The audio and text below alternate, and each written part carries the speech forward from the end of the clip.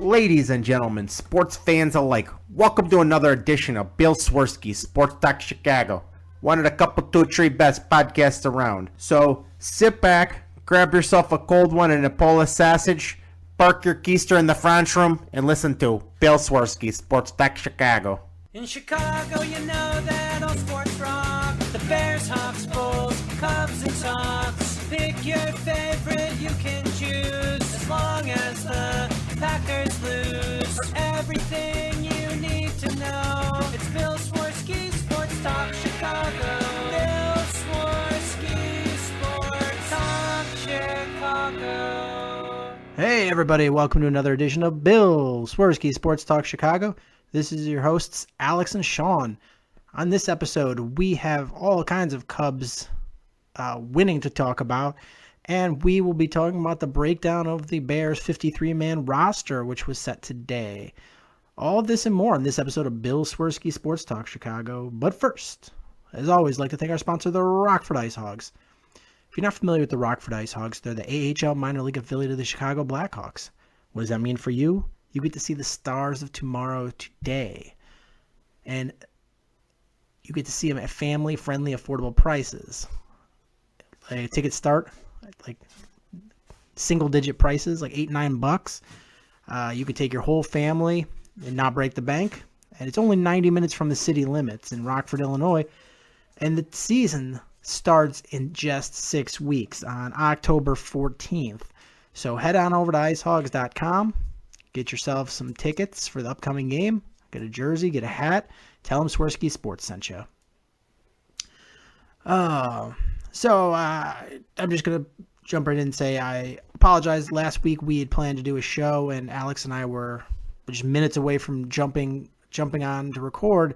And my dad was having stroke-like symptoms, and I had to call an ambulance and take him away. So that obviously trumped talking sports. But he's doing okay now. He's still in the hospital, but he's doing okay. It was not a stroke, but they're still trying to figure out what exactly happened. So that's that. Well, it's glad to hear that it wasn't a stroke because, obviously that's pretty serious. Yeah, it was worrisome. And my wife, timing is everything. My wife was she was out for a work event, and I had my dad and my 2.5-year-old, and the fire department and the ambulance people are all there, and she doesn't know what's going on, and like trying to take care of her and him, and it was just not a good sitch. Yeah, that's rough timing right there.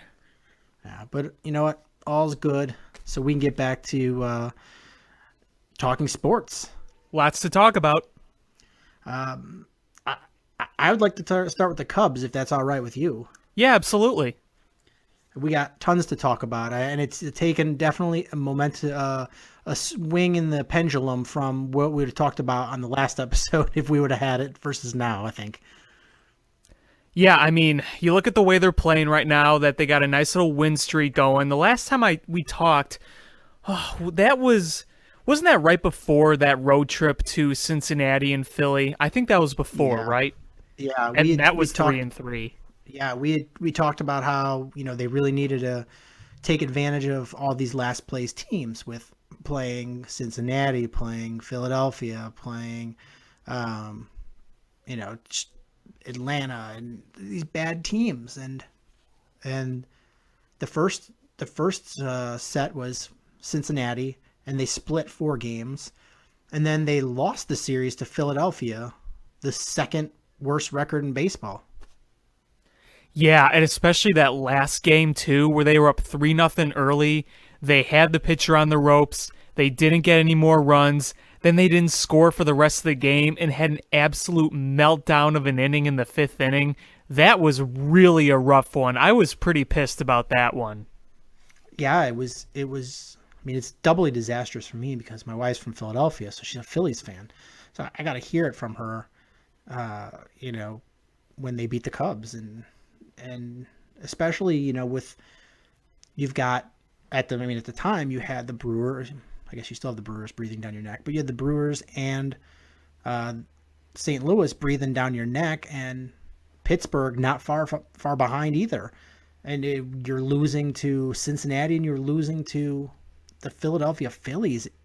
That's just not a position to be in if you want to be a real contender in the playoffs. Yeah, and that loss in Cincinnati too, where it was 2-1. Pedro Strop gets 2 quick outs. Looks like it's going to be an easy 1-2-3 inning. It's like, okay, Strop gets through this. You have Wade Davis in the 9th. Bada bing, bada boom. Then all of a sudden the wheels fell off in that one. Then you kind of had that sour taste in your mouth, like, well, oh, that's bad, but I guess these happen sometimes. But boy, losing 2-3 in Philly, that was that really left a sour feeling in my mouth. Yeah, it was just like they mailed it in. I mean, if it would have been if the series afterwards would have been the Brewers, I can sort of understand it because they're looking past the last place team, looking forward to a team that's right on your heels.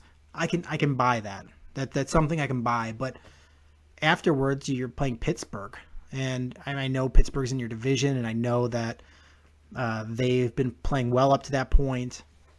But they were still a good number of games back of you, and they would have to leapfrog 2 teams to be the team right behind you. So I can't understand any sort of mental excuse. No, things just kind of fell apart. Pretty simple. It just all collapsed in one inning and never recovered. It all happened after the weirdest triple play I'd ever seen. You saw that, right? Yeah. Ugh. That just everything fell off after that. Yeah, it was there's just that series was so I would say that was probably one of the lowest points of the season. Yeah, I think so. Now, there were lower points. I think the lowest point of the season, the very lowest, was at the end of the first half when they got killed by the Pirates. Remember when Lester didn't record a single out in that first inning? I mean that I look at that as like a one game that was really, really bad game, but this series was a team that, I mean, at least Pittsburgh has quality players. Philly's just a bottom feeder team, and the middle game you absolutely just demolished them, but you got run out of the park. And in the first game, in the third game, you're coming off of scoring the most runs that have ever been scored in that stadium by one team, and you followed up with and my argument is it wouldn't be the very lowest part of the season because of the position they were at. They were still in first, but I would definitely argue it had to be one of the worst losses of the year. It was probably at least a top 3 loss because we've had some pretty tough losses throughout the year, and that was a really bad one. I'd rank that up there with the Brett Gardner game and the 15-16 inning game also against the Yankees. I mean, that was up there just against a horrible Phillies team. That was really mind-boggling.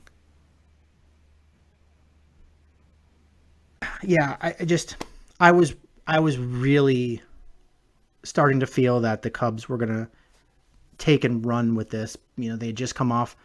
It was a really nice series against. We'll step back a little bit. Is they had the nice series against the Diamondbacks. Didn't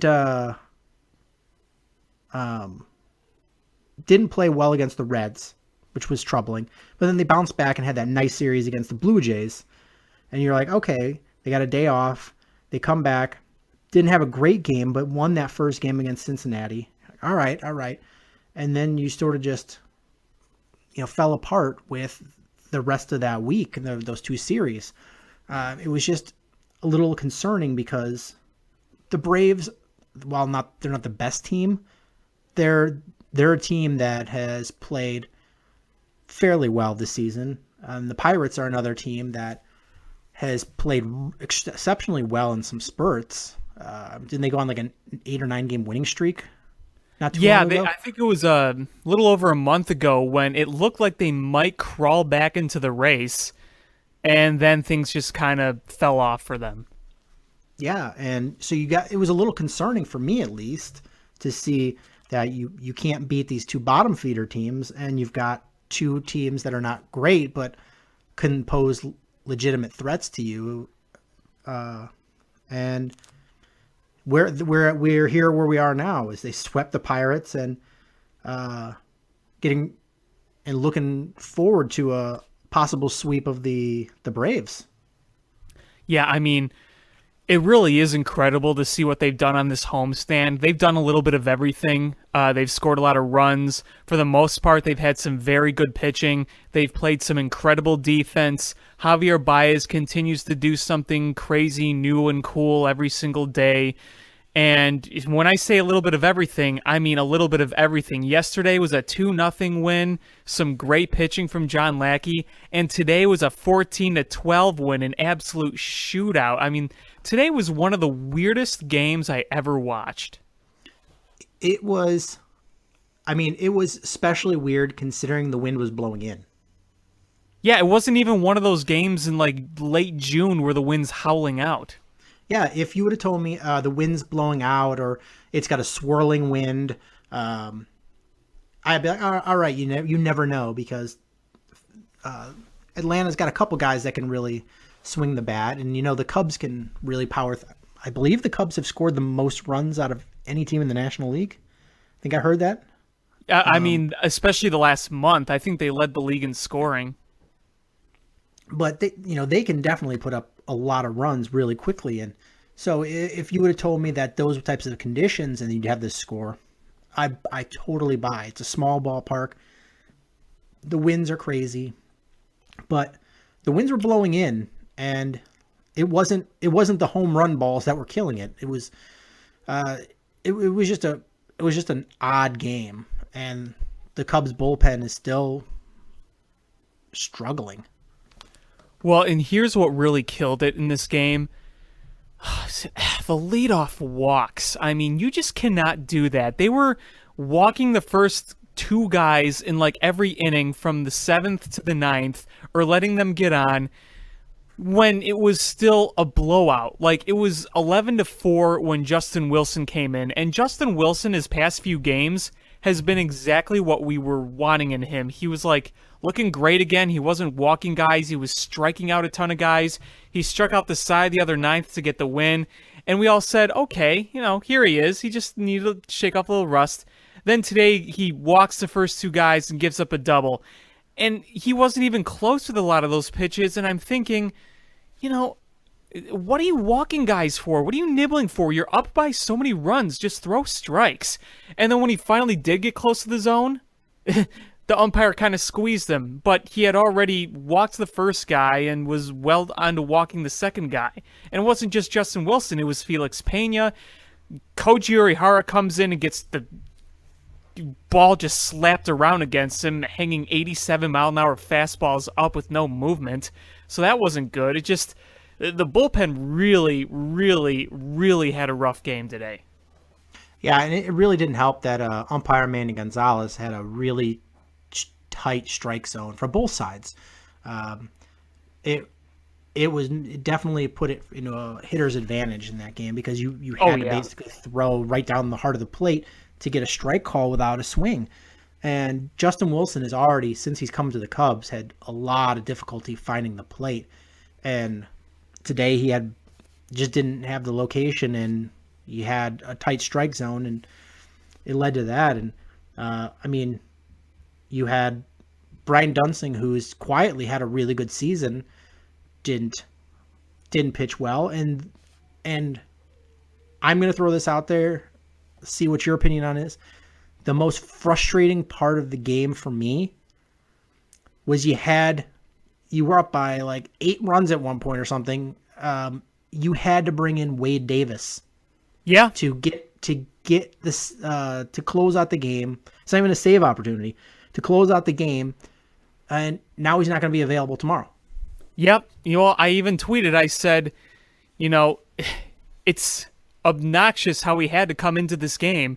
you're sitting there in the 7th inning and you see the score is 11-4, you're not for 1 minute thinking that Wade Davis is going to have to come into this game because, you're blowing them out. He pitched yesterday. You're like, okay, I was really hoping for Dylan Maples to get into the game, as were a lot of people, but when they started giving up runs and it started to become somewhat of a game, you couldn't fool around with anything unknown. You had to pitch your top bullpen guys just to win the game because you needed to.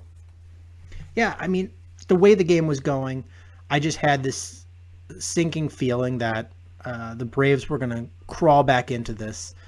And I was like, I feel like this is going to be much tighter at the end of the game. Not as tight as it ended up being, where you had the tying run at the plate. But I knew it was going to come down to this, and I'm like, I hope they can close this out without having to bring in Wade Davis. I hope. And if they have to bring in Wade Davis, hopefully he can just, get a 1-2-3, like a 10-pitch inning, and just get out of it. But he gave up 2 hits, he gave up a run, he got hit too, and it was just disappointing that they had to do that to get a win. And it was disappointing Lester didn't have the best stuff today too. No, he didn't, and I wasn't as surprised with that considering he was coming back from injury. He didn't have horrific stuff, but he made some pretty big mistakes, like giving up the home runs. Those were some pretty grooved pitches, and some innings he looked good, some innings he didn't. What really killed it was the 30-pitch first inning. Luckily, he got out of that jam, but boy, that was looking like another disaster in the making. But regardless, when you give up, or you have to pitch 31 pitches in the first inning alone, that's just asking for your bullpen to have to work hard. Oh, yeah, absolutely. You don't want to see that, especially in the first. It's one thing if you're in the 6th, then you have to work hard to get out of it. And then it's the time that your time is done for that day.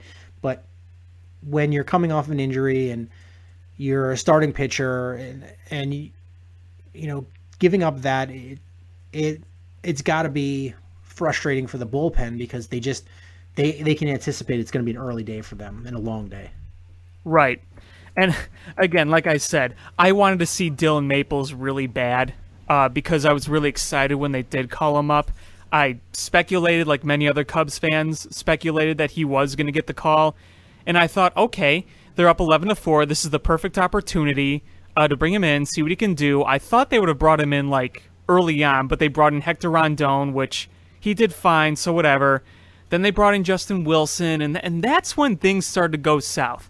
I don't want to blame this on one pitcher because it was a collective effort today, but Justin Wilson kind of got things going with the 2 walks and the double given up. Because think about it. If the Braves go 1-2-3 and they go in the 8th inning down 11-4, plus the Cubs scoring more runs, this game probably isn't even close. Yeah, it's when you've got several innings left and you start scoring runs, teams start believing themselves. But when you're counting down how many outs you have left, you guys start to press. It's just natural instinct is you start to press because you're like, I got to do this or I got to do that, and it makes it much more of a pitcher's advantage than it would be otherwise. But once you start, scoring runs and getting guys on base and hitting the pitcher, guys are much more relaxed at the plate. It's time in and time out. That's what happens. Yeah, exactly. And one of the things that I thought was really, really lucky in this game was in the 7th inning when Koji Uehara came in.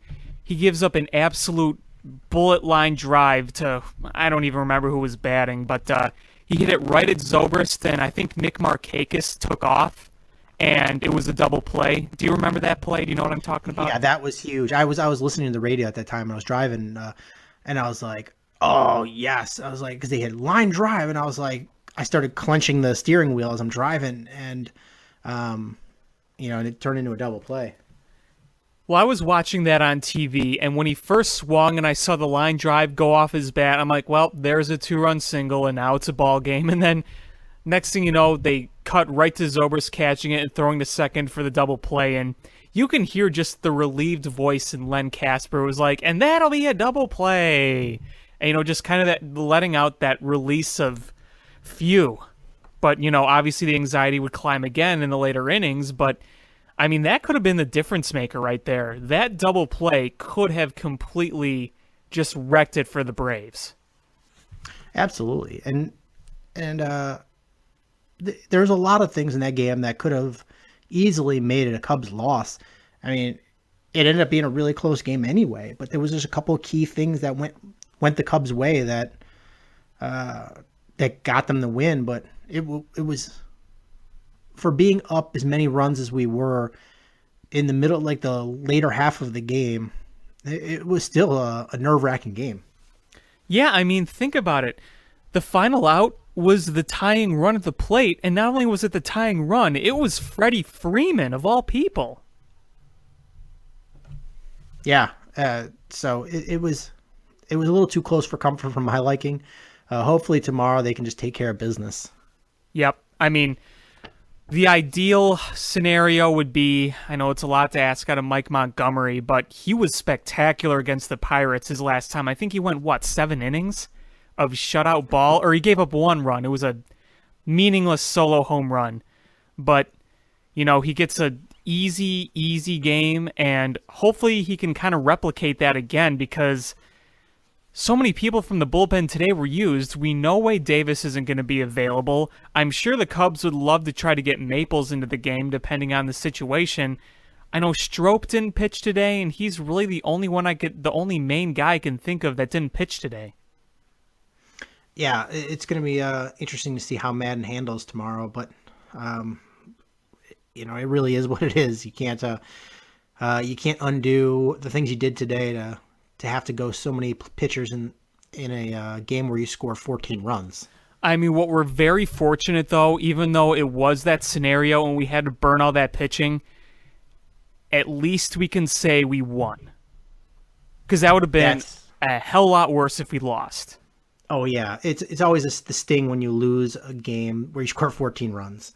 I mean, the Braves, it's got to really hurt knowing that they hit that many hits in a game and they scored 12 runs and they still couldn't pull out a victory. Yeah, exactly. And you need to keep winning because Milwaukee is not going away whatsoever.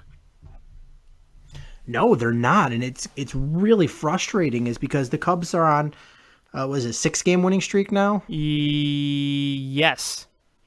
And they're still only 4 games up on Milwaukee. And it'll probably be 3.5 because they're probably going to win again tonight. I mean, this guy on the mound for Milwaukee, Brandon Woodruff, just absolutely shutting down the Nationals. And the Nationals struck out 17 times yesterday.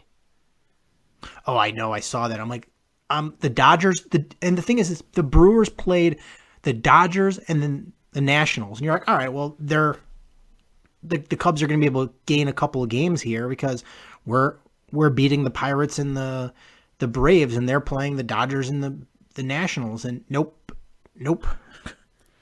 I don't get it. Like, I don't get how the Brewers are doing this. I thought 2 weeks ago, the Brewers were I thought they were done.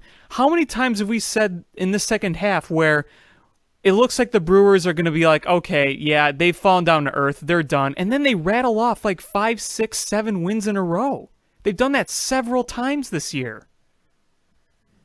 Yeah, the crazy part is right now is they're tied 1-1 with the Nationals, and Max Scherzer has thrown a 2-hitter so far, and they still scored a run. Yep.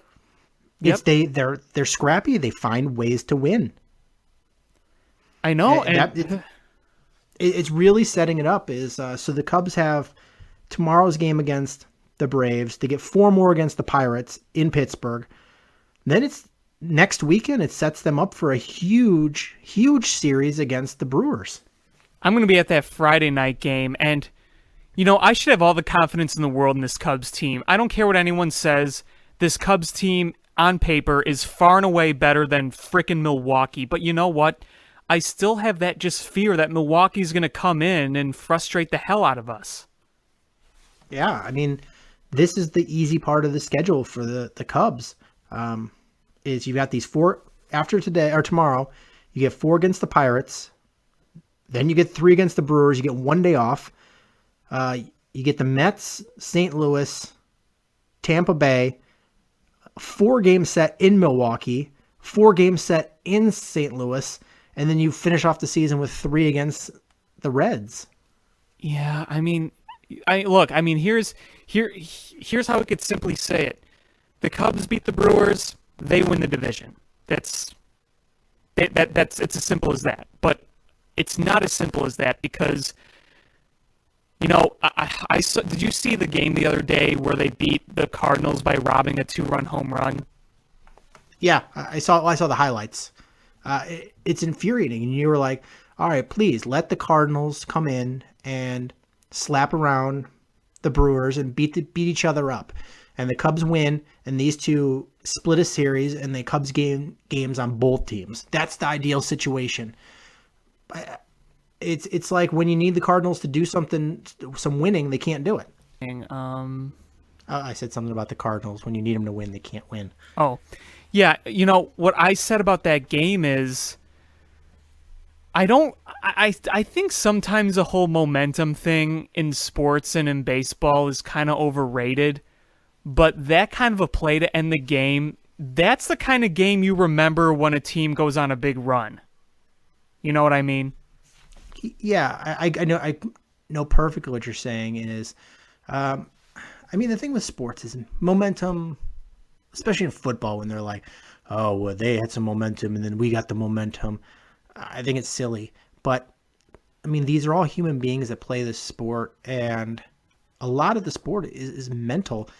And when you have guys that when something big happens and it's a confidence booster, and when you're playing confident, you play better. And when you have a team do a great effort, do something great and it inspires the team, you go on these kind of wins. I see exactly what you're saying. You just don't want to see a team that's right on your heels, be able to go on a streak at the last month of the season. Yeah, it feels like the Cubs really don't have much room for error because Milwaukee is not going away. And a lot of people keep telling me, oh, don't worry about Milwaukee, don't worry about Milwaukee. I'm like, no, I am going to worry about Milwaukee because they haven't gone away, even when it looks like they have gone away. Now, they're going on a big win streak. Obviously, they tend to hit kind of a cool-off area, but, we're going on a big win streak at the same time. So, it's just, I just don't think winning the division is going to be as easy as some people still think it is. The good news is the Rockies have really stunk it up, and the Cubs, if, where they're at right now, they would still be the second wildcard team. Yeah, and it's not what I want to hear, but no. It's much better than before, where even if they lost the division by a game, they didn't make the playoffs. Right, exactly. Now, the last thing I'd want is, okay, no, scratch that. No matter what, I just want them in the postseason. Now, I want to win the division. I don't think that this Cubs team should for any reason have to play in a coin flip game, especially if this coin flip game is going to be in Arizona. I just do not think the matchup would be in our favor. And then if you won that, you'd have to face the Dodgers, and that would be, if they want to get back to the World Series, they'd have to face them either way, but I'd rather win the division and go right to the division series first. Going through a wild card game is not what we'd want at this point. Oh, absolutely. And I'm just looking at the Brewers' schedule, and not to give you any more fear, but they've got to finish their season. They've got, after today, they've got 1 more against the Nationals, 6 against the Reds, 3 against the Pirates, 7 against the Cubs, 3 against the Marlins, and 3 against the Cardinals. So they have a much easier schedule than the Cubs, I believe. Yeah, everything's just Seems like everything's starting to fall in place for Milwaukee, even though they're in second place. Just everything is going right for them right now. The past week or so, everything's just going right. They've had one loss, and that was a blowout loss in Milwaukee. Now, I didn't mind them beating the Cardinals because I would kind of want to see them just buried. And they had a really bad loss today in San Francisco. And even though I'm kind of one of those people that never ever counts the Cardinals out until the final day of the season, and I say this knock on wood big time, because every time I say stuff like this, the script flips, but I think we may be nearing the end of worrying about the Cardinals this year. I'll say that come like the 21st of September. Yeah, I know. I don't want to say it either, but I think we may be reaching, we're not there, but we may be getting somewhat close to it. How amazing would it be if St. Louis swept, they swept the Brewers, the last series of the season, to knock them out of the playoffs? That would be something. Now, here's the thing. This is probably really silly, but I have like this mental picture that the Brewers and the Cardinals would rather team up to mess with the Cubs rather than, like if the Cardinals are out of it and they're facing the Brewers, I know no team loses on purpose, but I feel like they wouldn't mind losing as long as it messed with the Cubs. You know what I mean? I know the fans would be okay with it, but I just don't know if the team would be.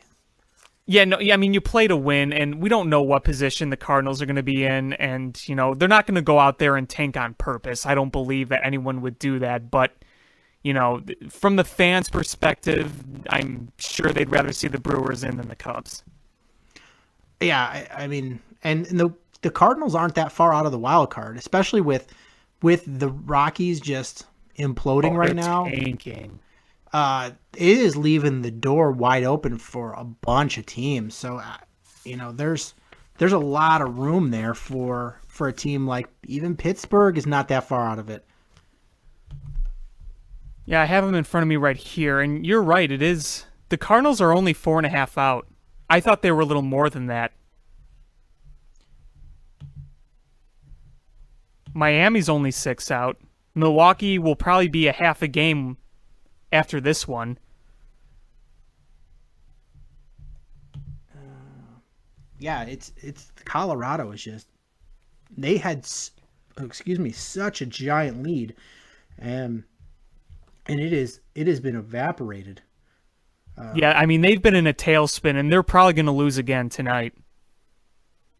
Yeah, because they're down by 4 against Arizona. I mean, Pittsburgh's a little more far out than I thought. That series with the Cubs really hurt them. I think Pittsburgh is pretty much done. Yeah, I think you could stick a fork in them, but Miami's almost there. But St. Louis, Milwaukee, they both have a chance to go to that wild card game. Yep. Could you imagine if the Cubs and one of those teams met up again in the postseason? Yeah. These wild cards actually interesting because we talked before and it looked like it was going to be runaways, and it's really things have really caught up. The long marathon season has really caught up to some teams. In the American League, you've got the Yankees, and Minnesota now has the second wild card spot right now. Baltimore's only a game and a half out, and so are the Angels. Yeah. Tampa's only 3, Texas only 3, Seattle, Kansas City. I mean, Toronto's probably the cutoff line of you're not going to make it, but you've got Kansas City, Seattle, Texas, Tampa, Angels, Baltimore, Minnesota, and Yankees fighting for that wild card spot. I think the division winners are pretty locked up, but you've got like 8 teams that are fighting for those wild card spots, which is awesome. Yeah.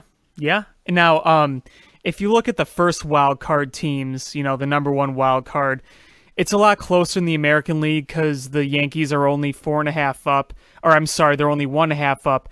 Arizona's 4.5 up, and if they win again, they're just probably going to go higher. So, Again, it's not set in stone, but knock on wood, it looks like Arizona is going to get that number one wild card seed and host the one-game playoff. But, I think it's going to be Milwaukee or St. Louis to get that second. I just think Colorado, they are in too much of a tailspin right now. They're just completely falling apart. Arizona is a legitimate team. That's a really, really good legitimate team. Yes. They should be fighting for a division title in any other year except this year. So I think they've got a lock on that first wild card spot. But that second one is wide open. I know technically Miami's still in it mathematically, but I think it's a three team race. Can Colorado do enough to hold on in these last couple weeks, and Milwaukee and St. Louis. And Milwaukee's winning again now, so you're just like, all right, well, the Cubs got this nice win, and the Brewers have to face Scherzer. All right, sweet, that's awesome. And then stupid Nationals, they can't, they put up runs on everybody, and they can't put up any runs on the Brewers. Yeah, they're running. The Brewers had the fortune of running into the Dodgers and the Nationals when they were kind of cooling off. Because look at the Dodgers, they've really cooled off. And, there's a whole people talking, oh, are they just doing this to screw with the Cubs, yada, yada. And I'm saying, no, they're not doing that. But I think it would be a fair argument to say that the Nationals and the Dodgers are so far ahead, they're kind of going into coast mode right now. I think so. They're so far locked into being the division winners. It's unreal. So they can absolutely coast. Start bringing in an extra man in their rotation, resting players, doing a lot of things to make themselves ready for the playoffs. The Washington Nationals are up by 15 games on the Marlins.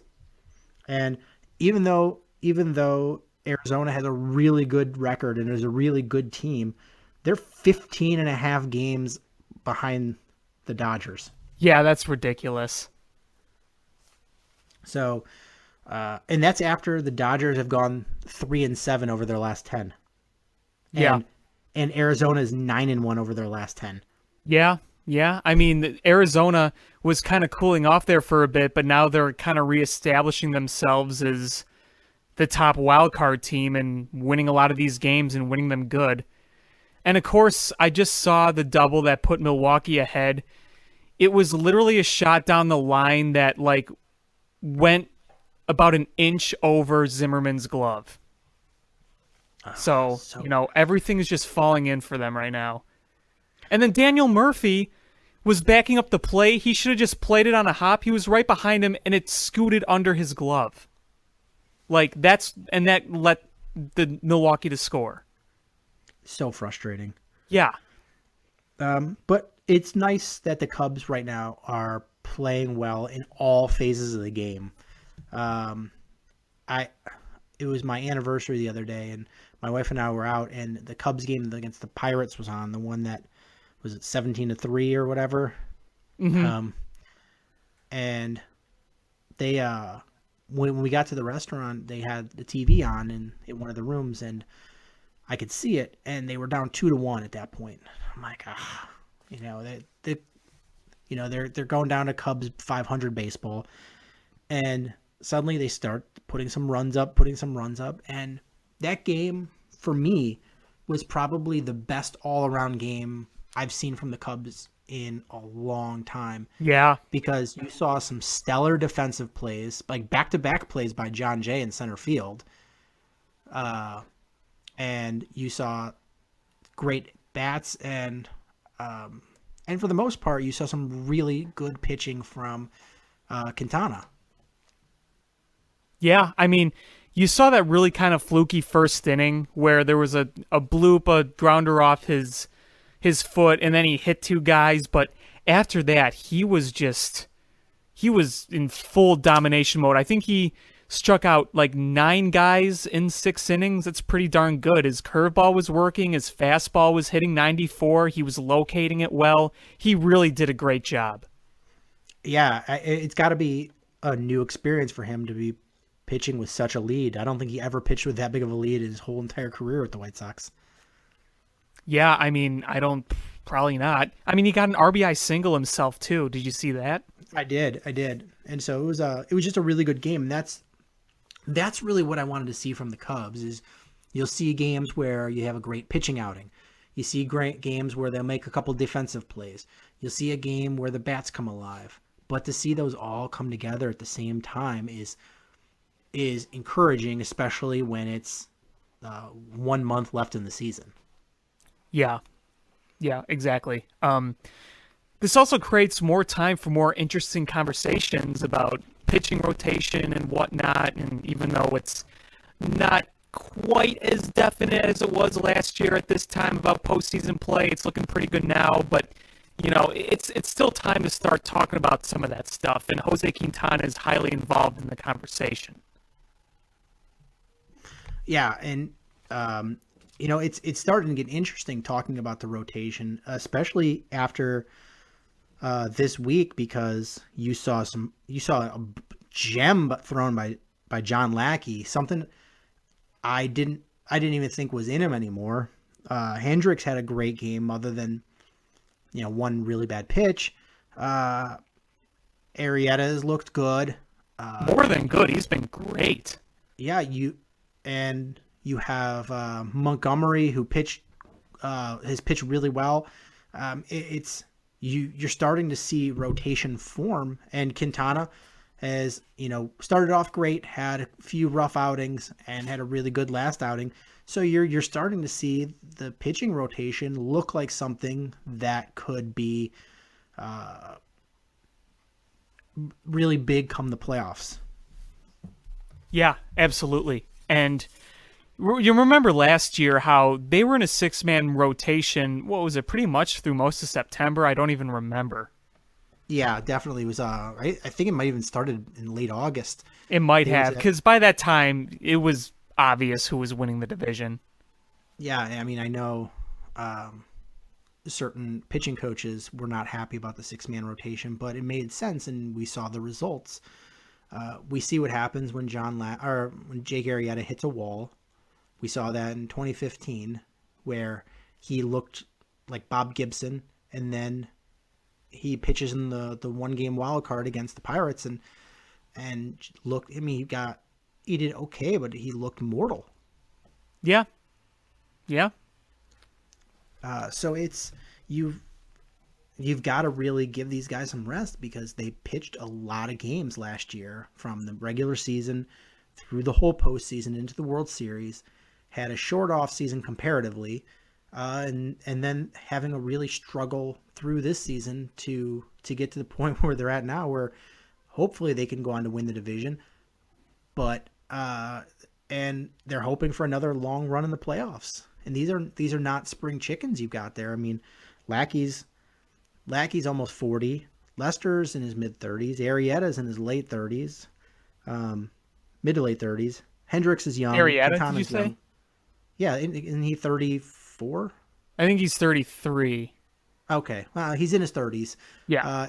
Lester's in his 30s, and Lackey's what, 38, 39? Yeah, he's 38. Should be approaching 39 soon, I believe.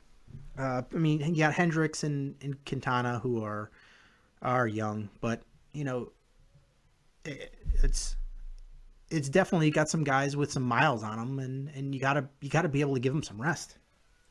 Absolutely. I mean, Lester is going to be really interesting, considering the year he's had with some inconsistencies, and considering that he just was on the DL with an injury. So, there's a lot of questions there about that. And but I think at the end of the day, you got to trust him like you've always trusted him. We know how good he is in the postseason. We know what his track record is like. We know how good he is, period. I think you just got to trust him the same way you do, but you got to assess the right thing to do with him when it comes to rest and pitching and whatnot, and making sure everything's good to go. I think the biggest question right now is Jose Quintana, considering he's never pitched in the postseason before. I mean, I'm not worried per se because I think you have a nice rotation there. But it's going to be a question mark. Is he a guy where he's going to shine when the lights are on, or is he going to kind of back down? But I just like his stuff, and I like the fact that he's a lefty. And I mean, I know it's a different season, but we saw how much trouble the Dodgers had with lefties last year. And if I'm a gambling man and I have a righty versus a lefty, and you're playing the Dodgers, I'm going to throw that lefty out there to see what happens come postseason. Right. And you can never have enough lefties in your rotation. So you gotta throw Quintana out there because you made a big trade to get him, and you didn't bring him here to pitch in the regular season and nothing else. So Right. Now, the thing with Lackey is, people were talking about this. I mean, the second half, Lackey has been good. You can't take that away from him. But still, and I know he's got a great postseason track record. That's why we signed him. But I don't know if I want this John Lackey starting in a postseason game. I just don't know if I do or not. Last year in the postseason, he really wasn't himself, and early this season, he was really bad, and even though he's been better in the second half, he's been more of the fifth starter, keep you in games type guy, and that's not really what you're looking for in the postseason. So I would think that they'd have to put Quintana over Lackey in many different scenarios in the postseason. yeah, absolutely. Is you look last year you're going to go with a 4-man rotation come the playoffs, and you had your 5 starters, and it was easy. Last year it was much easier to decide to keep Lackey because of who your 5th starter was and the way the team viewed him as a pitcher. So it made sense. You knew he was the weak link, but you put him in as your 4th starter. This year, he's the easy decision to leave off if you're going with a 4-man rotation. You've got Arrieta, you've got Lester, you've got Hendricks, and I'm going Quintana. Sorry, lefty pitcher. And honestly, I'd go Montgomery over Lackey. And I know how important John Lackey has been the second half of the season. I know he's been really, really good, but he's an almost 40-year-old pitcher. He's going to hit that wall, and when he hits it, he's going to hit it fast and he's going to hit it hard. Yep. And you can't go there. I'm not opposed to him being on the roster. Oh no, of course not.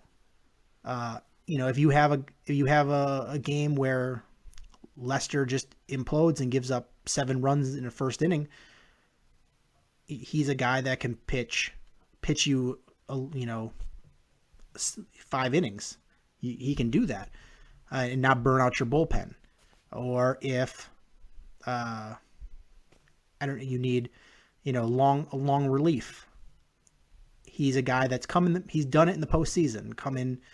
I think he's got some value with his postseason experience and veteran experience, but I don't start him.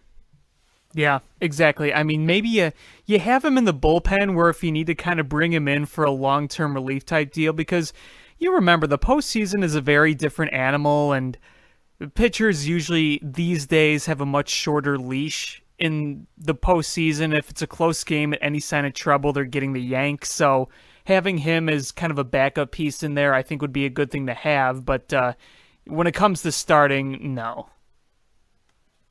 Yeah, I'm in that same boat.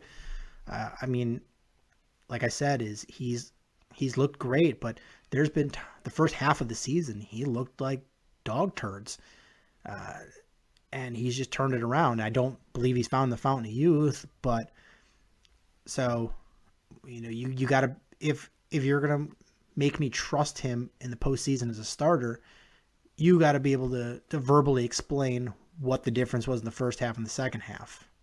Right. Yeah, I mean, sometimes you got to go with what's trending. Sometimes you got to go with just what's been working lately and kind of carry it over. Another question that I have looking at a potential postseason appearance is, okay, this is very, very, very, very far-fetched. We know we don't want to do the one-game playoff, but let's just say, hypothetically, for some whatever reason, we were in that position. Who'd you start? Arrieta. That's kind of what I'm thinking, too. If you're going based off the trends, like I was saying, you might have to go with him. Yeah, it's one game you can't afford to have. I mean, Lester's either going to come out there and be aces or he's going to be bad. And you just can't afford him to be bad. And Arrieta has just been really good and really consistent. And that's the one I got to go. And it leaves you in a position where, you will go, if you're in the one game playoff, then you're going to the Dodgers. You start the Dodgers off with a lefty. And I think that's good. Yeah. And then it gives both guys that pat on the back. Hey, we trust you to the one game playoff, and we trust you to start this series against the team with the best record in baseball. And it gives that, it's like an opening day start for both guys. Yeah, exactly. I mean, that's kind of how I think of it as well. You summed it up perfectly. You got to go with not only what's hot, but you got to look at the matchups as well, and you know who you're going to play in that scenario. Like I said, let's just pray it doesn't get to that, but if for some reason it does, I think that would be the wise decision. I mean, at the end of the day, like I said, I just want to get into the postseason because no matter what happens in the postseason this year for the Cubs, the pressure is not there compared to last year, but the pressure is at least to get there because not getting there would be considered a pretty big failure for this team. Honestly, in the National League, the only team without any pressure in that playoffs is Arizona. Yeah. Is the Dodgers have all this pressure because they have been playing 700 baseball all season long. Right. And just killing teams. The Nationals have all this pressure because they've got all the superstar pitchers, superstar hitters, and they just can't get over that hurdle. And the Cubs are the defending World Series champions, and you got Arizona, who's just quietly under the radar, played fantastic. Yeah. I mean, think about it. The Arizona doesn't get really much attention at all in the media. The Dodgers are huge. The Cubs are huge. The Nationals are pretty big considering they're in Washington, D.C. You know, the Diamondbacks are always just kind of, you know, in a shadow of many other teams, and they're quietly doing so much good. I mean, think about how good Paul Goldschmidt is, and he doesn't get any attention for it. I mean, that sums it up right there. Yeah, absolutely. And I mean, part of it is they play on the West Coast, and West Coast, it's harder for people to watch because they play their games at night, and then everybody else it's hours later, so it's late at night when they play, so they don't see it. And part of it is they're not nearly as big of a market. Is, you know, West Coast teams that do really well are either iconic franchises like the Dodgers, who also play in a giant market like Los Angeles. The Giants, who win several World Series in a short span, plus they're in a major market like San Francisco. But the Angels are, you know, they're never like a huge draw of a team. Oakland's never a huge draw of a team. West Coast is much harder to see. Whereas you're on the East Coast, it's even when they start a game late, it's much earlier in the day for everybody else, and they can see it. It happens in college football all the time. It actually impacts the Heisman Trophy voting because West Coast teams, those players don't get seen by as many voters because the games are late at night. Those guys only see highlights and read about it. Yeah, exactly. I mean, if you think about it, this year, let's say the Cubs do make the postseason. I will watch a postseason series with much, much, much less nervous anticipation than last year because last year we had the pressure. I think there's no doubt that the most pressure is on the Dodgers, followed by the Nationals, because the Nationals' window is to win now. The Dodgers have a much bigger window, but if you don't win with the team that they had this year, that's considered a pretty big failure. I mean, think about the Warriors last year. Yeah, it would be a disaster for the Dodgers with all of the players that they have. But I mean, honestly, like Joe Madden said, is bring on the Dodgers. Yeah. I mean, it's a little simplified because you either have to go through to get to the Dodgers. You either have to go through Arizona or Washington, and neither one is an easy task. right, because they'd play Washington if they won the division, and if they were the wild card team, they'd have to play Arizona in the one game, and neither of those are easy by any means. But I still think if the Cubs do get into the postseason, that they have the team. Not saying it will happen, but they have the capability of beating anyone. But yeah, I mean, you got to get through the division series first, and that's easier said than done. But if it was Cubs-Dodgers, I would obviously agree that the Dodgers would have the better chance to win. But, you just don't know in the postseason. It's a whole different animal. That's the thing about baseball. You get in, anything can happen. Yeah, but if you get the Cubs pitching like they are now, fielding like they are now, and getting just the at-bats like they are now, especially from third/fourth string catchers like today, they're hard to beat. Yeah. Hard to beat. I mean, not to sound arrogant of our own team, but I think that a lot of the teams in the National League, I think the last team they'd want to see in the postseason is the Cubs right now. I mean, I know the Cubs haven't had the season that most people predicted they would, but still, if I was an opposing team, that's not who I would want to play. No. I would much rather play the Brewers because the Brewers are playing over their head, and eventually teams that play over their head run out of gas. You can't play over your head for an entire marathon season and then keep it up through a postseason. It doesn't happen. It's, you have a couple years ago with the Cardinals where they limped into the playoffs and then played over their head for that month of baseball, but it doesn't happen from a whole season and then into a postseason. Yeah, and I know what you mean, and I get what you mean for sure. And, I'm listening to you say that as I look, and Milwaukee continues to mow down the Nationals. The Nationals only have 2 hits right now. But yeah, no, that is a good point. And, I think Milwaukee, they'd have no pressure at all if they made it because no one expected them to even be a 500 team this year.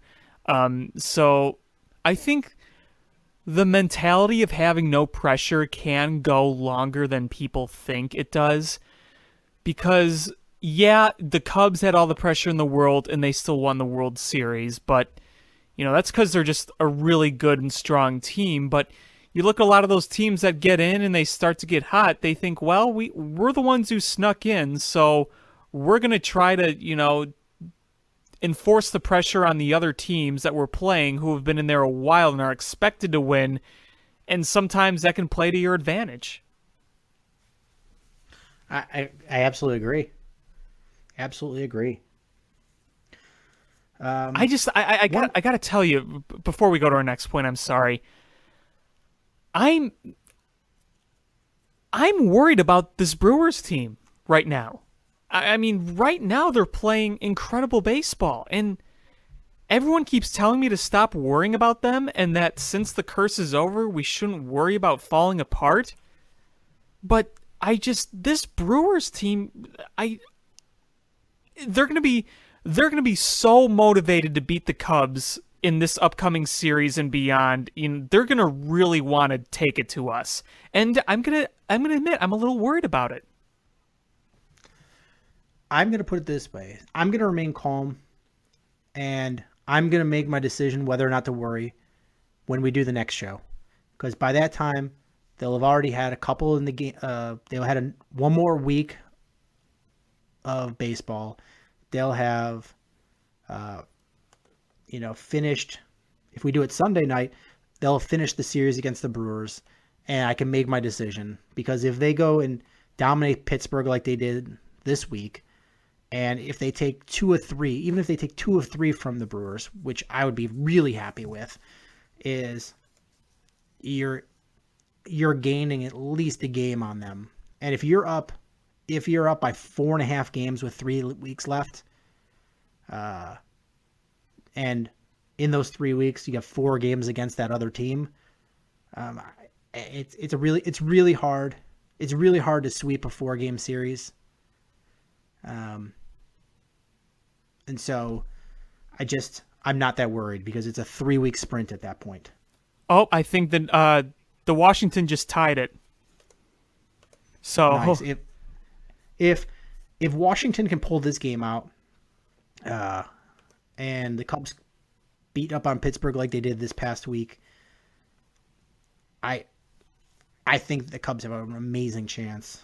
And if they take 2 or 3 from the Brewers and they're up by 3.5 at this point next week, that's going to be a tough sprint for the Brewers to beat the Cubs in a 3-week sprint down by 3.5 games. yeah, I mean, I should feel pretty comfortable, and I still am pretty confident in the team that the Cubs will win the division. But I think about the Brewers right now, and I just strange things do happen. So I don't know. I guess my fear is really, I just want to make the postseason. At the end of the day, this year, all I want to do is make the postseason, and I want it bad. And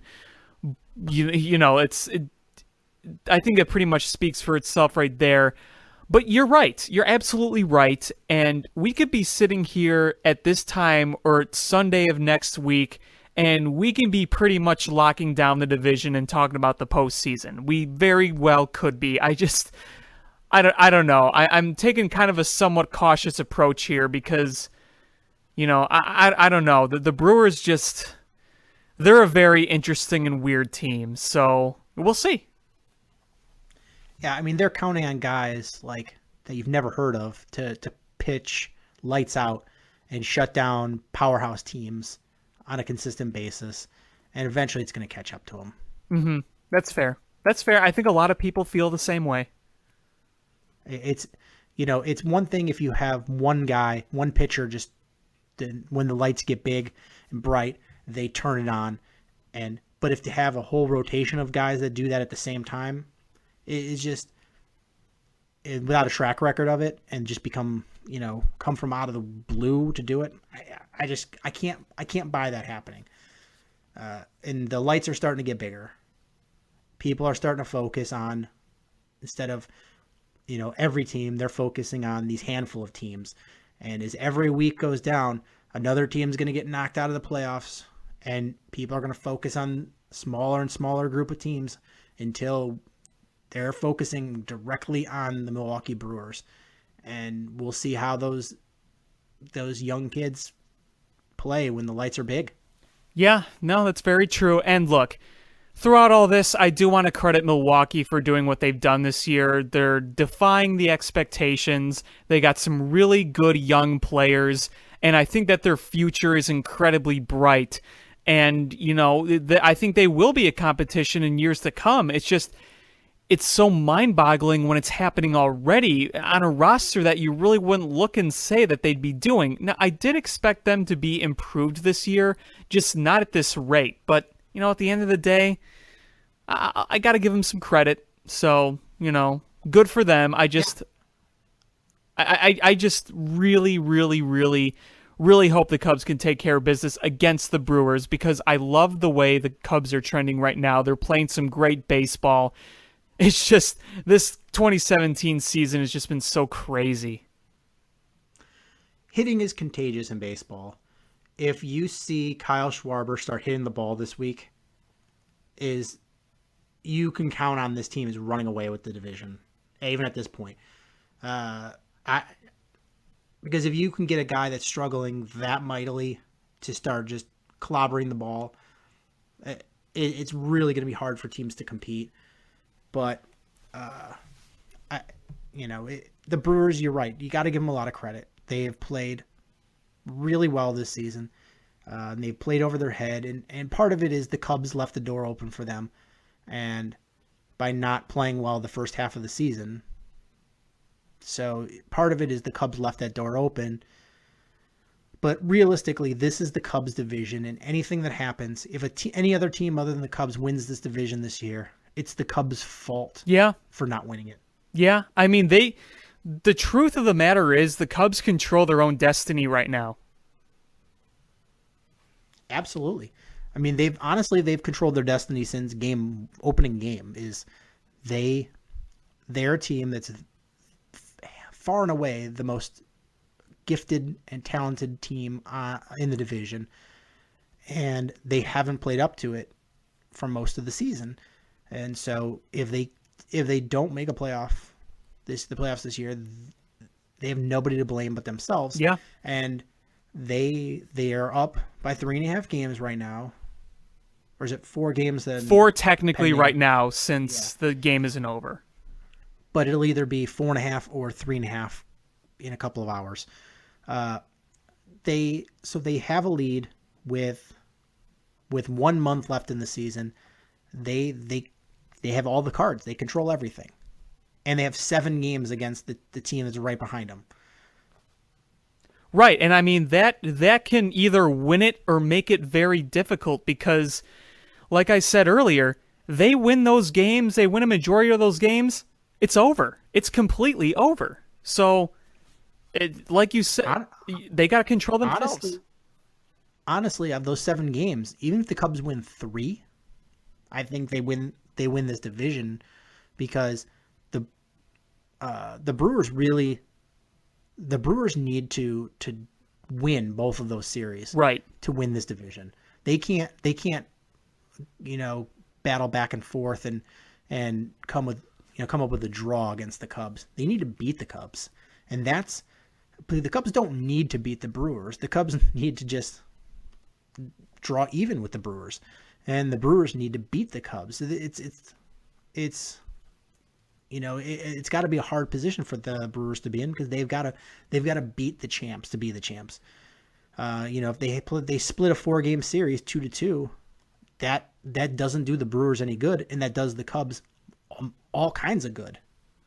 Yeah, exactly. The Nationals did just take the lead in the 8th inning, so if they do go on to win this game, I think going up 4.5 is huge. Absolutely huge.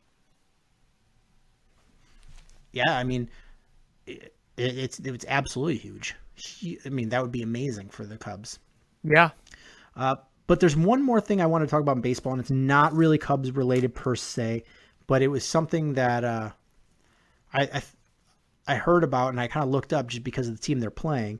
Is Nick Markakis has a chance to get 3,000 hits in Major League Baseball. Nick Markakis? He is over 2,000 hits in his career. Really? Uh-huh. And if you just do his projections out, if he plays until he's like 37, 38 years old, which is really realistic because he's been healthy for the most part in his career, that guy could hit 3,000. My God, you're right. I'm on Baseball Reference right now. He's got 2,028 hits. And then it begs the question is he the first guy in baseball history with 3,000 hits that doesn't go to the Hall of Fame? Yeah, I mean, his career OPS is 782, 165 home runs. He had some good power in his early Baltimore days. He had 23 in 2007 and 20 in 2008, but since then hasn't reached the 20 mark. So, yeah, I mean, that's something. Wow. I mean, he's like a nice player to have on your team and all, but he's far from an all-star. But that is the definition of stat collecting is Nick Markakis. Yeah, I got to tweet this out now. I had no idea. Honestly, when I heard somebody say, I think it was the afternoon show on the Score, they were like, what player, what outfielder that's currently playing is the epitome of average that could hit 3,000 hits. And I'm like, oh, they're gonna say Melky Cabrera. It's gonna be Melky Cabrera. Yeah. And like Nick Markakis. And I kid you not, I pulled over on 294, pulled out my phone, and I'm looking up stats, and I went, oh my goodness, like that is he legit has a shot at 3,000 hits. Yeah, I mean, he's a 288 career hitter, career 358 on base, which is pretty good. It's probably not Hall of Fame worthy, but the guy he just gets hits. And his first few seasons in the big leagues, his first season he hit 143, but in 2007, 2008, 2009, he had 180 or more each year.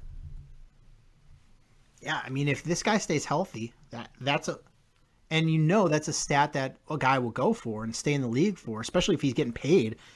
And he's done it in the places that are perfect, under the radar. Baltimore, doesn't get the television coverage or the news coverage of some other places. He's in Atlanta, where they're not quite in a rebuild, but they're not like on fire young team. He just plays in places that he can just be comfortable and hit under the radar.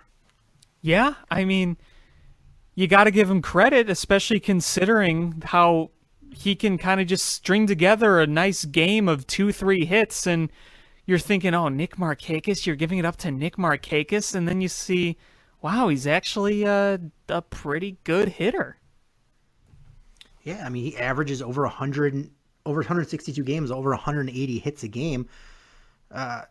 So we're looking at like not even 6 seasons, and he's at 3,000 hits. That puts him at like 38, 39 years old. Yeah. Definitely doable. Yeah, I mean, that's incredible. Nick Markakis, really? Wow. Yeah, so... How do you like that? Yeah, that is one of those like anomalies that you never guess. Yeah, I mean, good for him. A guy that flies under the radar, quietly does good. Good for him. Yeah, I mean, I'm rooting for it. I would love to see him hit 3,000 hits. That'd be cool. And hear the arguments for and against him being in the Hall of Fame. I mean, Burt Blyleven is the pitching example of that.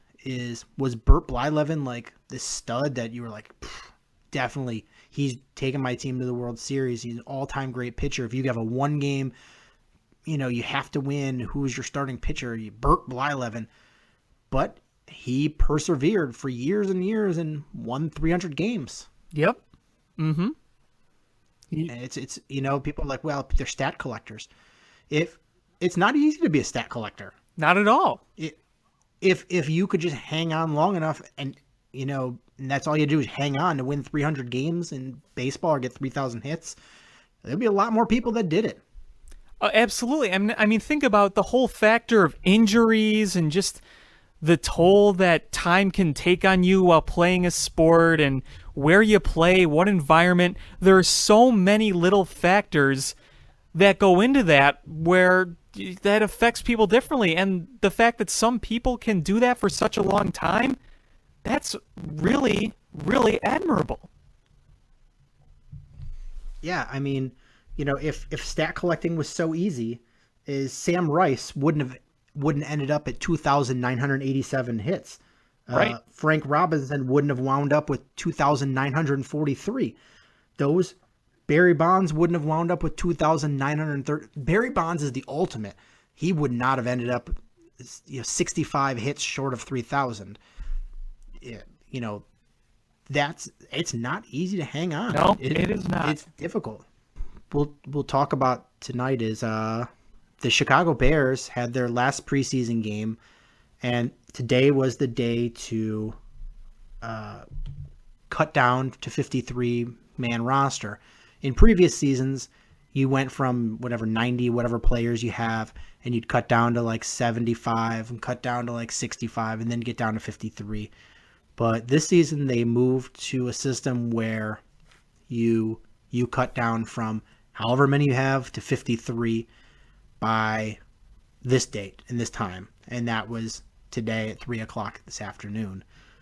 And the Bears had some interesting moves some that I was expecting and some that I was a little surprised by. I don't know if you got the chance to take a look at that today. Yeah, I looked at it. I looked at the final kind of roster. I looked at what were some of the big moves in terms of cutting and keeping on the team. There were some that I said, okay, I can see. Some I kind of scratched my head at, and some that I kind of cringed at. And I got a plenty of stuff to talk about that along the way. Yeah, I mean, for me, I guess Jay Howard was not that big of a surprise. I just thought they would keep him due to some of the depth that they had, or the lack of depth that they had at that position. Victor Cruz, you knew the writing was on the wall based on his diminishing playing time, even with injuries. Even with injuries on the team, you're like, all right, this guy is still not. He's not getting first team reps in the fourth preseason game. There's no way. But the fact that they only kept 5 wide receivers and one of them is hurt. Mm-hmm. Yep. The 5 wide receivers, especially with Marcus Wheaton being hurt, that just boggled my mind. And the fact that they kept so many running backs and a fullback, and the fact that they kept 5 tight ends. Yeah, what was with that? This is not the roster that's going to be what it is come the first week of the season. There's definitely either a trade in the works, or they're holding on to something, trying to trade them, and they're trying to do some roster pickups because they're going to go through the waiver wire. I mean, TJ Ward got cut today, so he's going to get picked up by somebody. Wouldn't mind if he got picked up by the Bears, but I'm not counting on it. But the biggest surprise for me was, some of these were Cam Meredith getting put on the injured reserve, not surprising at all. Nope. That was a really, I don't even think we got a chance to talk about that. It was a really brutal injury. He's our best wide receiver too. Yeah, I said I thought our wide receivers would be okay if everybody stayed healthy, and we don't get to the season. The only positives I can take away from that is, first of all, the way that hit happened is we're lucky that it was only an ACL injury. There was no other structural damage. So he's going to be back. They said, he'll be fully ready to go in 8 months. So he's going to be back for next season. Yeah, because they initially thought that it was both an ACL and an MCL tear. Yeah. I mean, that was a brutal hit. And I don't think I've ever seen a knee bend like that before.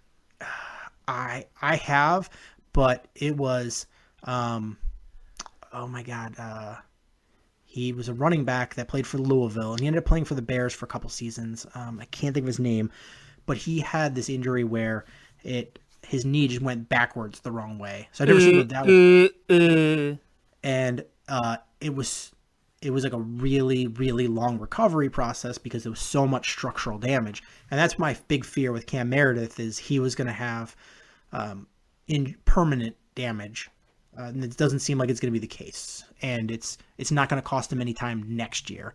So small miracles. But Jordan Morgan, who was a late round draft pick that they had, very limited football experience, but I really liked the size and his just strength and his ability. And I thought he was a really diamond in the rough. And I'm hoping that is one of those under the radar red shirt kind of injuries. Mm-hmm.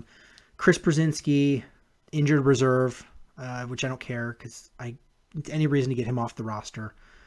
But Kadeem Carey put on injured reserve. Yeah, I saw that. I was really disappointed in that one. I thought that would be a pup list thing and they would just bring him back. And I thought they would keep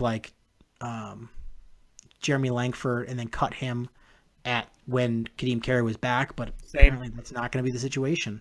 Well, I mean, it was a foot problem, right? Yeah. What was it? Was it wrist? I think it was a wrist. Oh, it was a wrist?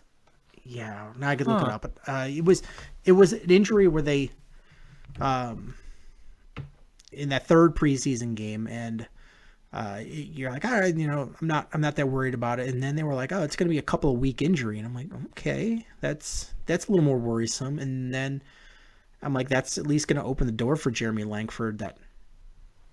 And then the big one that like frustrated me is Lamar Houston is on injured reserve. Yeah, because that happened, during the last preseason game against the Browns? It's so infuriating because we spent so much money on him and had so much promise, and just injury after injury after injury. It still doesn't beat the time when he tore his ACL when celebrating a sack and a blowout of the backup quarterback. Yeah, that was not a good game.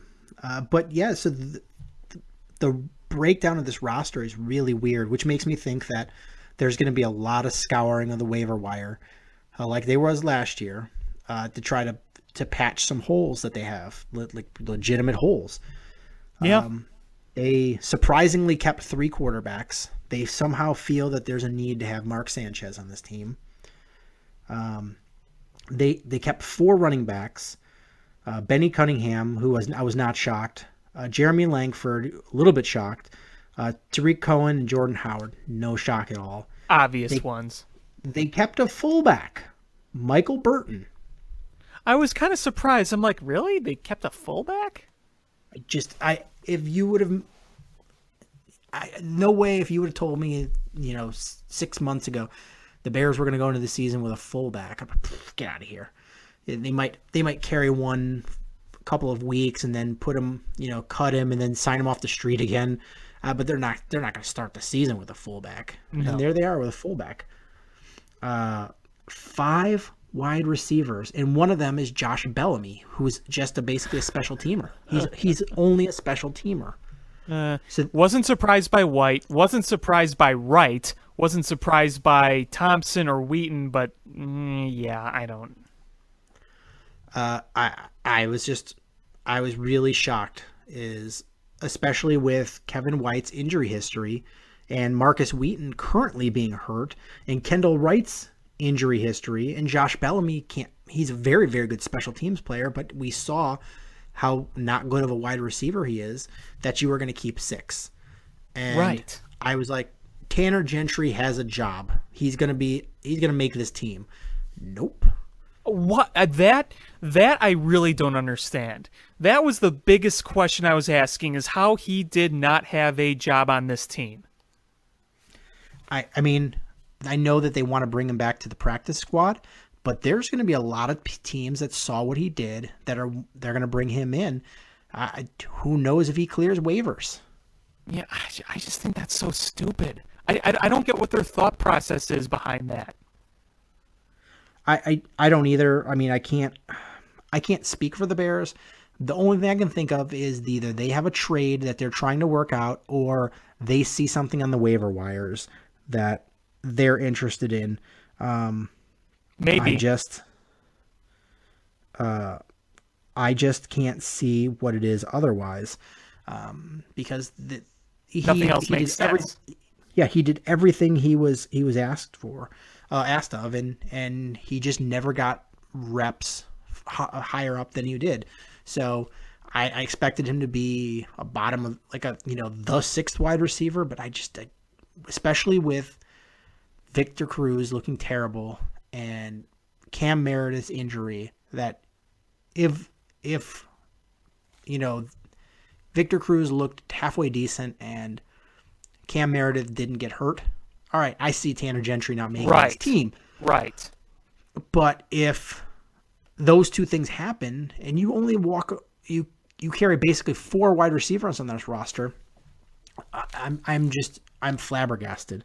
The only thing I can see is, I know that they really liked Austin Carr, who played for Northwestern last year, and he didn't make the 53-man for the Patriots, even though he had a really, really good preseason.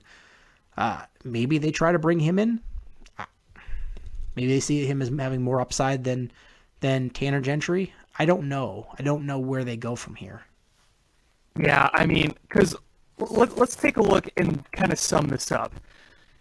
Your number one guy right now is a guy you don't know what the hell he is, because he was your first round pick and he's played, 4 games in 2 years? So there's that. You have a guy in Josh Bellamy, good special teamers, but drops a lot of passes. Deontay Thompson, meh, he's okay. Marcus Wheaton, Kendall Wright, I mean, they're not terrible, but they're really nothing that's going to put a scare into you. I mean, I would argue that of the Bears' offense, sans the quarterback because of all the controversy and whatnot, yada yada, but as a unit, if you take away the quarterback, the wide receiver position might be one of the biggest, weakest links, not only on the offense, but on the team in terms of power. This wide receiver core is bad.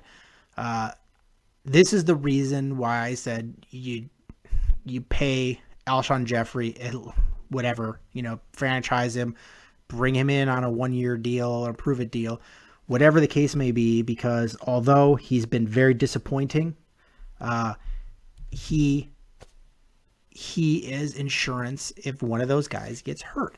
If you have Alshon and you have Cam Meredith and Kevin White gets hurt, you at least have 2 good options. Right. If Alshon gets suspended for drugs and you have Kevin White and Cam Meredith healthy, awesome. But now when you let him go, you don't have any of that now. You let him go, Cam Meredith gets hurt, you are relying on Kevin White. And this is the reason why you don't start. This is why you don't start Mitchell Trubisky, because you don't care about Mike Glennon. Mike Glennon is a guy, and you don't care about him. So if he looks bad, everybody knows we have Mitch Trubisky waiting.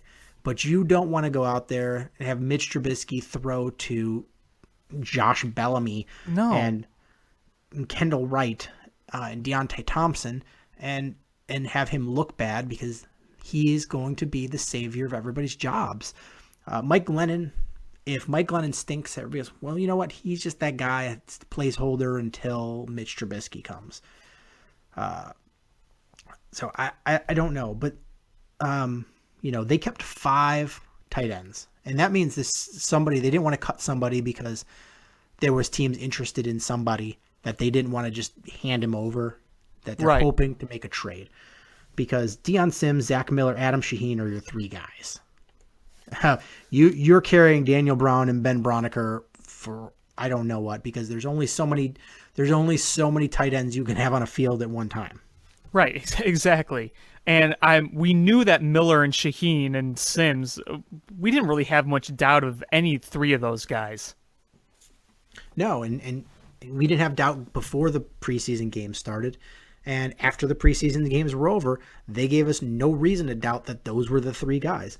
I mean, does that mean Daniel Brown and Ben Broniker didn't play well? I don't know. It's just Deion Sims is the best blocker out of any of those guys. And he has the athleticism and footwork to be a threat in the receiving game as well.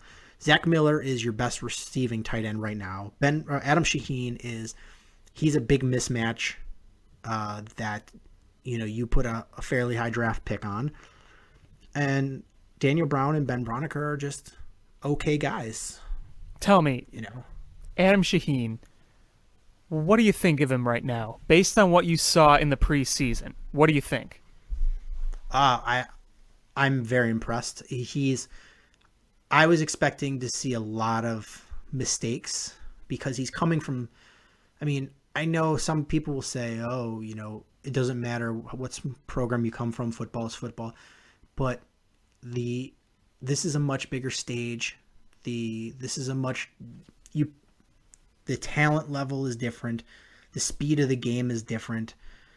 To see him just step up from basically, glorified high school football to the NFL and play like he did, I was very impressed. There was a lot of things that he needs to work on to be better, but he really has laid the foundation to be a pretty darn good tight end.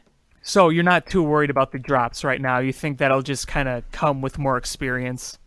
That's just something where, if you watch college tape of him, his hands are great. I think it's one of those things is he's so focused on making sure he runs his route right, making sure that he's, being in the position he's supposed to be in and going through all the mental things, plus running against guys that are bigger and faster and stronger than anybody he's ever run against. I think he's focused on all those things, and you just need to keep a clear mind and think about the catch. And if you're thinking about other things, so I'm not worried about that. Is that you don't forget how to catch. It's just when you don't focus on it, you'd make drops. Yeah, I mean, that's fair. And like you said, he is a big mismatch. I mean, the guy's a beast, and I think that he's shown a lot of tools to be good. There's just you gotta go through some of the learning curves and the growing pains. But yeah, I think that's a good assessment of him. And it's really interesting because everyone brings up the whole D2 school thing, and I get it. That's pretty valid, but you're seeing a lot of D2 programs getting a lot of respect, too. So, you got to do more assessment than just that. I'm sure you would agree with that. Yeah, I mean, Ashland is such a small school. It is such a small school. I just, the level of competition, it's really big. So, it's going to take some time for him to feel comfortable that he's big enough, fast enough, strong enough to play against these guys. And once that happens, he's golden. I'm not worried, especially since you don't have to count on him. Is Zach Miller? Well, I was just gonna say that he's not the number one guy. Yeah, he doesn't. The pressure's not on him. He's just got to go out there and realize that, all right, he's just got to go out there and just catch the ball, and that's it. So I'm not worried, but the Daniel Brown and Ben Braunecker, I don't expect maybe one of those guys, but definitely both of those guys will not be on the Bears roster come the first game of the season next week. All right, that's fair. All right. Offensive line, not too surprising. Tom Compton was a guy that they brought in from the Falcons to be that swing tackle. They kept Massey and Leno and Long and Whitehair and Sitton. But they kept Cronus Grasu, who I really liked coming out of college and hasn't bloomed like I thought he would. Didn't take that big step after missing all of last year. Struggled a little bit at the center position and really can only play center. So I have a feeling that once Kyle Long is healthy, they're probably, I wouldn't be surprised if they cut Cronus Grasu and brought in somebody else. But the Bradley Sowell one was a little surprising. I mean, I guess they trusted him a lot, but there was they did have quite a few guys competing for that last offensive line position. And if I remember correctly, Bobby Massey, after really struggling in the beginning of last year, kind of pulled things together in the second half of the season. If I'm remembering that right. I mean, even when he was at his best, he's not a very good pass blocker. He's a much better run blocker. So if you just do a power run game and play to his strengths, that's where you're going to get the best results. And they did a lot of that towards the end of the year when they used Howard a lot. So that's probably where I saw it from. One of the other scary positions for me is outside linebacker. Pernell McPhee hasn't played yet up until this afternoon. Excuse me. Bless you. Is up until earlier this afternoon is some of it wasn't Adam Schefter, it was maybe Jason Lockenfora. One of those guys was tweeting that Pernell McPhee might start the season on the PUP list where he couldn't play until week 6. And he made the squad, and there's only 4 outside linebackers. So it's Leonard, McPhee, Willie Young, and Sam Acho. So that's a little unnerving.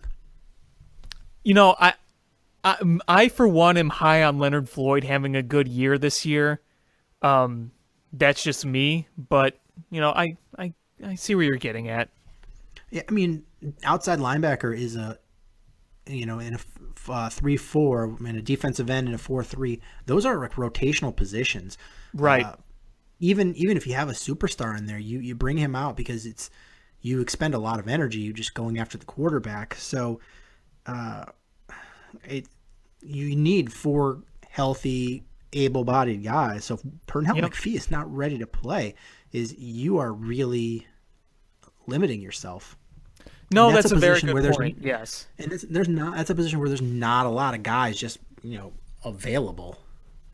Right. And I mean, because Pernell McPhee, like you said, we were all expecting him not to play, and we know how good he can be. We're not questioning his talent, but boy, how little he's played with the injuries recently, that physically doesn't help things a lot. Yeah, and the same with the inside linebackers. They kept Danny Trevathan on the roster, so we got to see where he's at.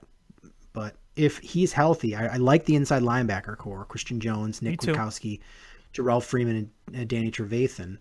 Cornerback was I don't know if it was a surprise or not. I don't like Sherrick McManus very much at all. But Marcus Cooper, Prince Amukamara, Kyle Fuller made the roster. A lot of people didn't really think he would. Cravon LeBlanc, who they really like, and Bryce Callahan, who I love. Your cornerbacks are much better than they were last year. And Harold Jones-Corte at safety is gone. He's been cut.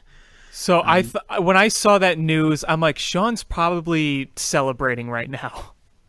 Yeah, I was. I at the safety position, I was a little surprised that they kept 5 safeties.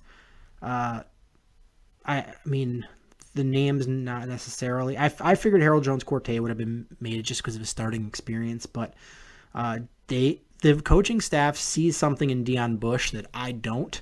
And DeAndre Hall, I liked him at corner. I thought he had a future there. But they moved him to safety, and I haven't seen anywhere near enough for him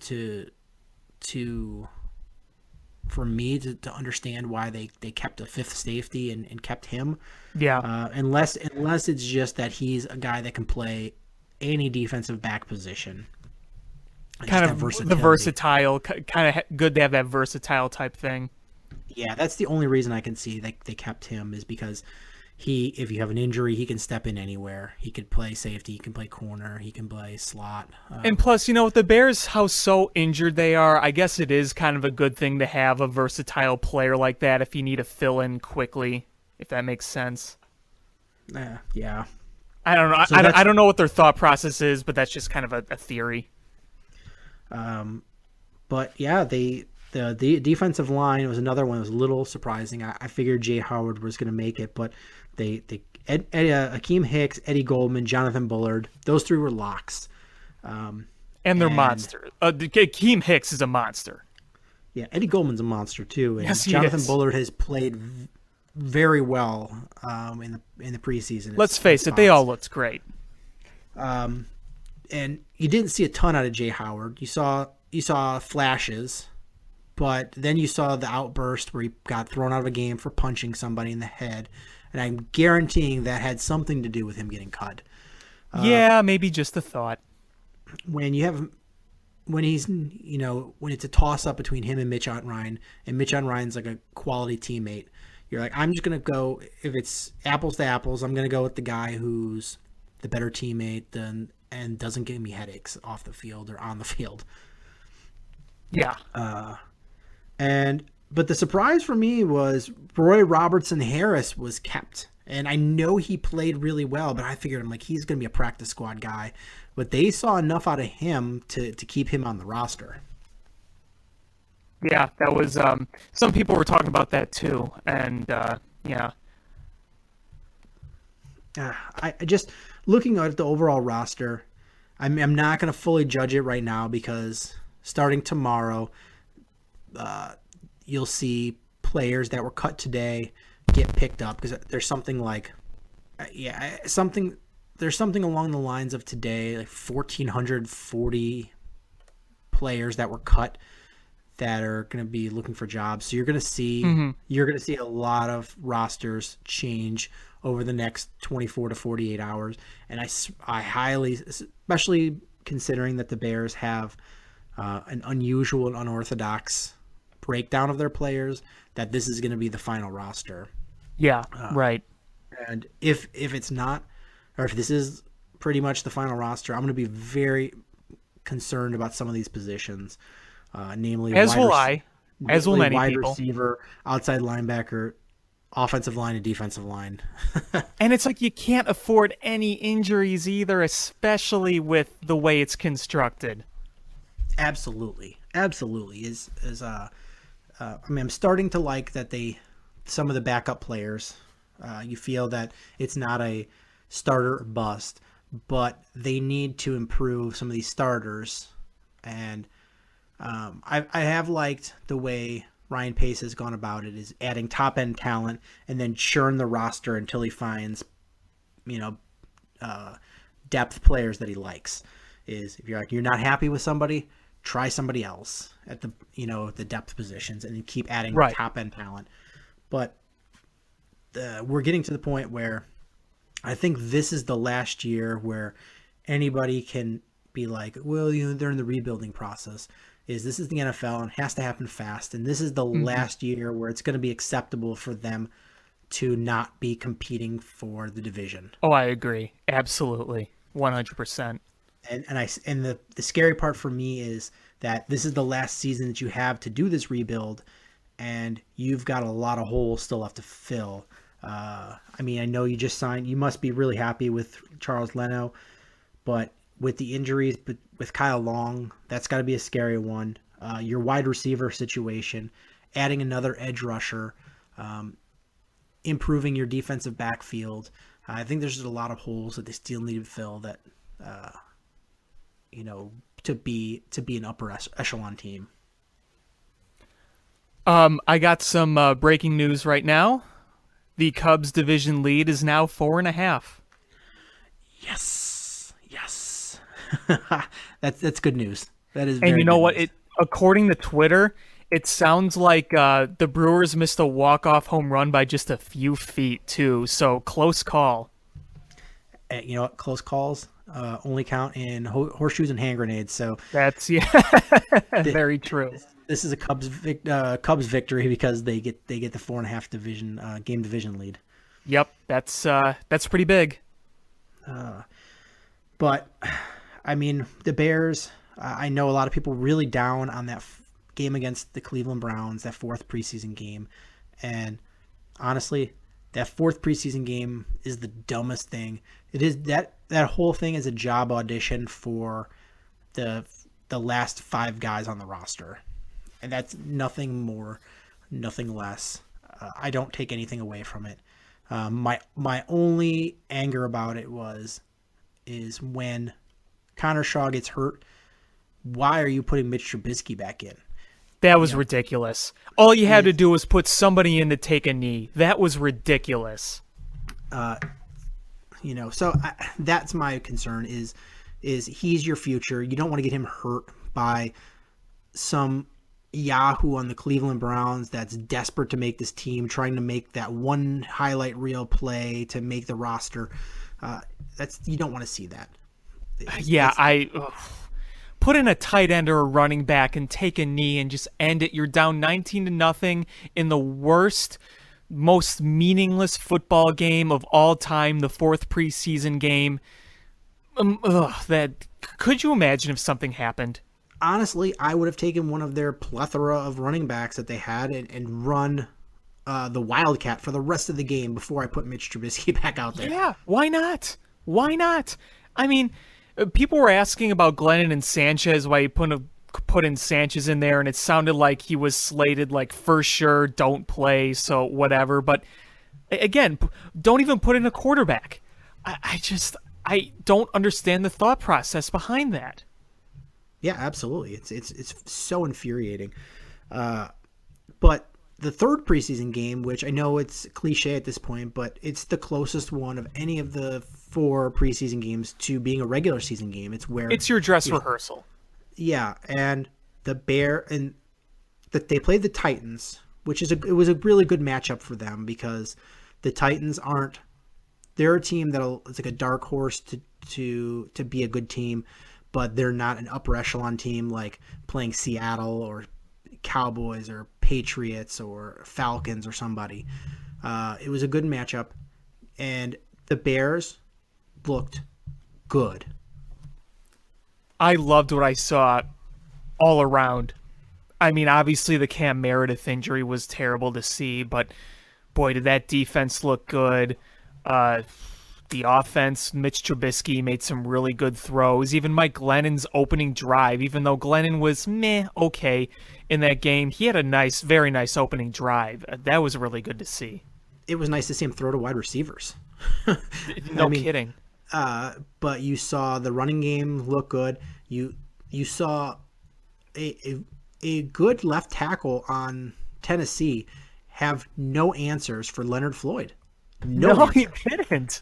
There should have been 87 holding calls on him against Leonard Floyd because they had no answer, and it was amazing to see the way that the Bears stopped the run, the way they got after Marcus Mariota, and they did an okay job of protecting Mike Glennon.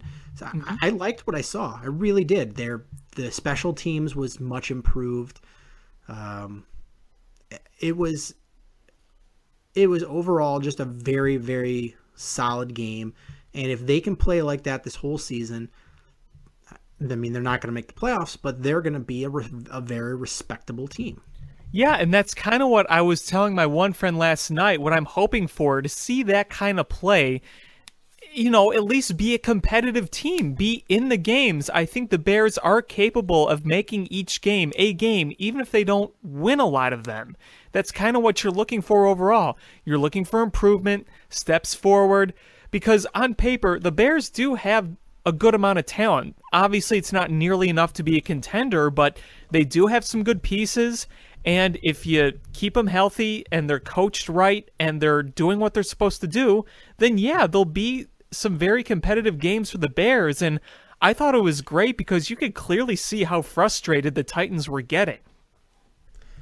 Yeah, and I know a lot of people are really down on the Bears because, I mean, for nothing else, they're the tough front end of their schedule. And it's always tough to have your toughest portion of your schedule with a young team is the first couple of weeks because you need that time to get acclimated. But I'm looking closer and closer at the schedule, and the game 1 is against the Falcons. Mm-hmm. Falcons are far more talented than the Bears, just flat out. Yeah, on every aspect. So I expect them to get a butt whooping in that game. But, I mean, at least it's their first game back after just a devastating Super Bowl loss. Yeah, it is. I mean, historically, the loser of the Super Bowl just has a bad year. Well, think about the Panthers last year too. Yeah, so that's the only thing I can think of but talent-wise, they should beat the Bears pretty good. Second game's the Buccaneers, and I know they're a sweetheart, darling team, and everybody's looking for them to take this big step forward because it's the third year for Jameis Winston. I'm still not that sold on them. I think that's a winnable game. The Steelers week 3 is Ben Roethlisberger is probably in his last year, and they've got talent in running back, but he's been injured.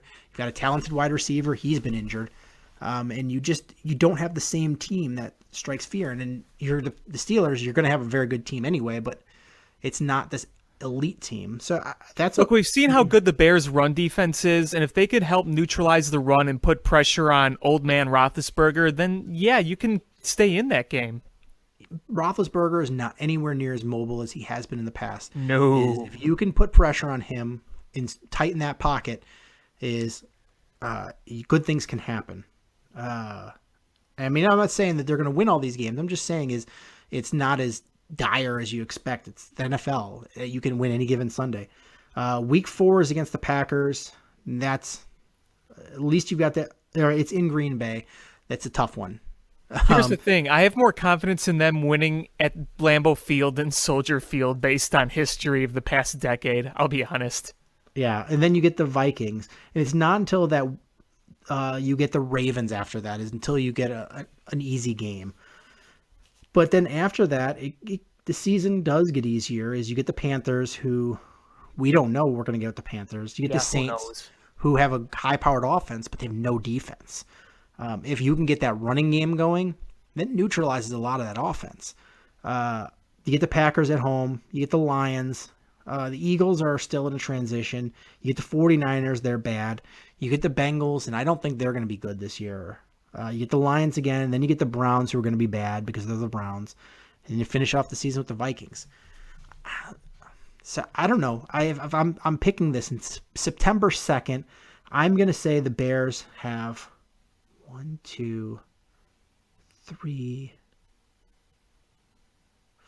4, 5, 6. I say they're 7-9. Okay, I'm probably going to go 6-10 right now.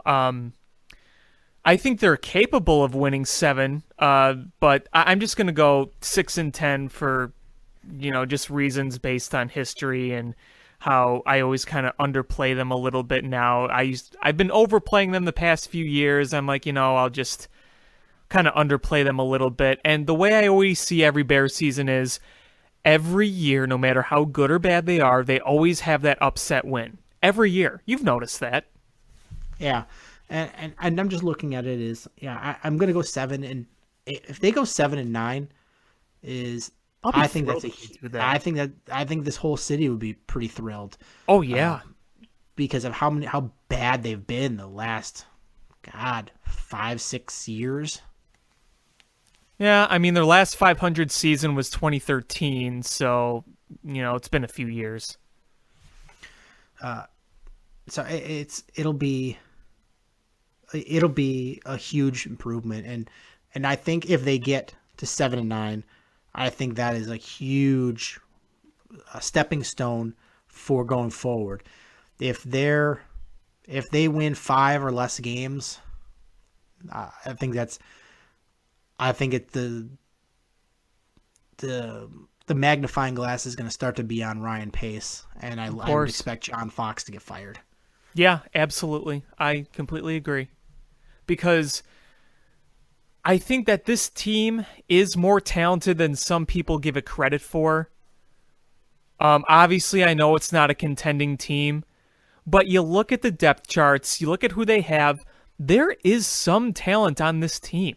And obviously we know the holes are what's keeping them from being a contender, but there is some talent on this team, and there are aspects of this team that I really, really like.